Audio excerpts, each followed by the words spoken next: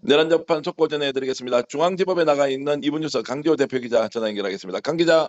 네, 안녕하세요. 자, 오늘 오전 재판에서 조태용 전 국정원장 관련된 재판이 이제 진행이 되고 있는데 어떤 내용인지 우선 설명해 주시죠.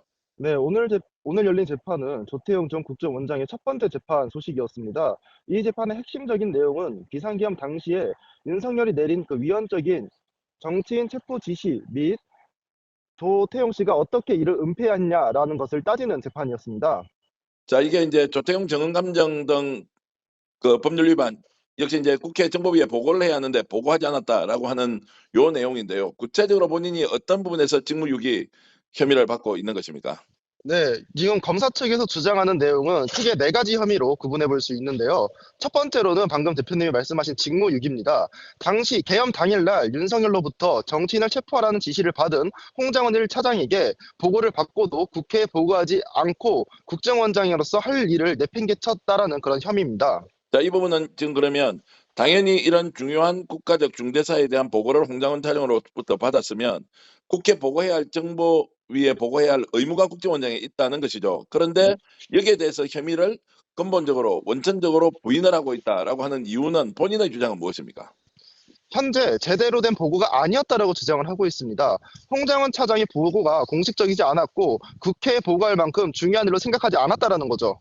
그러면은 정치인에 대해서 체포하라고 윤석열이 직접 홍장원 차장에게 지시를 했는데 이걸 안 국정원장이 중요하지 않은 보고다라고 하면 납득할 만한 국민이 없지 않습니까? 네, 맞습니다. 자, 그런 상황에서 이제 본인은 일단 공판을 위한 준비기일이기 때문에, 재판을 위한 준비기일 공판이기 때문에 일단 변호사를 통해서 전면적으로 부인을 하고 있다라는 것이고요. 이게 이제 국회 보고 위반에 대한 것이고, 나머지 다른 혐의는 어떤 겁니까? 네, 두 번째로는 국가정보원법 위반입니다. 당시 윤석열의 지시를 감추기 위해서 국정원 CCTV 영상을 국민의힘 의원들에게만 몰래 넘겨주고 정치에 개입하고 여론을 조작하려고 했었던 그런 혐의였습니다. 여기에 이, 대해서도 다 부인을 하고 있습니까? 네, 맞습니다. 이에 대해서도 나는 시키는 대로 했을 뿐이다라고 주장을 하고 있습니다. 당시의 증거 인멸도 경호 차장의 통보를 그냥 수동적으로 알게 된 것이지 내가 뭔가 주도해가지고 은폐할 마음은 없었다라고 주장합니다. 그러면은 누가 요구를 해서 이 지금 CCTV 자료를 국민의힘 쪽에 넘겨줬다는 겁니까? 그게 아, 자, 이제 이 부분 아마 네, 이제 경호처에서 요청하는 내용을 그대로 자기는 수용했다. 대통령실에 넘겨줬다, 뭐 이런 것이지 않습니까? 네, 맞습니다. 자, 그게 이제 국민의힘 쪽으로 넘어갔다는 것인데, 이게 이제 국정원의 정치 개입이다.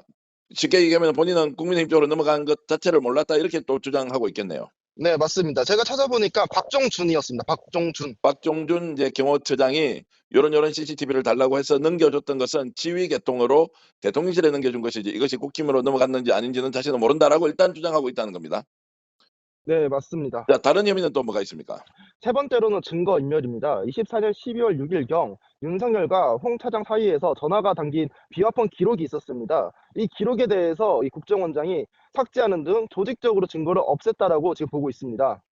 자, 마지막 또 혐의는 무엇입니까? 마지막은 위증민 국회증언감정법 위반입니다. 국회와 헌재에서 윤석열로부터 비상계엄 문건을 받은 적 없다라거나 체포 보고를 받은 적 없다라고 지금 뻔뻔하게 거짓말을 하고 있는 것이 검찰의 판단입니다. 자, 그런데 이제 이런 내용은 이미 우리가 이제 내란 과정에서 충분히 언론을 통해서 또는 수사 과정에서 공유를 한 것 같은데, 왜 조태용의 이 재판은 지금 시작되는 겁니까? 우선 조태용 같은 경우에는 11월 12일 구속영장이 발부가 됐었고 조태용이 구속이 되게 됩니다.